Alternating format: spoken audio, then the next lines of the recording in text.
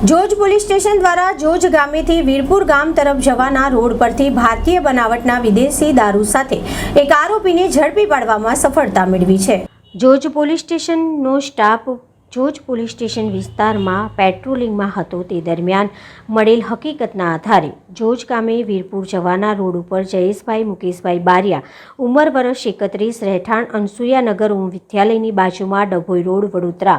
શહેરનાઓને પોતાના કબજાની મરૂન કલરની સુઝુકી કંપનીની અર્ટિગા ગાડીમાં ગેરકાયદેસર રીતે ભારતીય બનાવટના વિદેશી દારૂની હેરાફેરી કરી પ્લાસ્ટિકના કોટરિયા તથા પ્લાસ્ટિકના હોલ બોટલ નંગ 744 જેની કુલ કિંમત ₹1,10,280 તથા પ્રોહી મુદ્દામાલની હેરાફેરીમાં ઉપયોગમાં લીધેલ અર્ટિગા ફોર વ્હીલર ગાડી રજિસ્ટ્રેશન નંબર GJ6PH1239 જેની કિંમત ₹6 લાખ ગણી તથા મોબાઈલ નંગ એક કિંમત ₹7,000 તથા રોકડા 120 મળી કુલ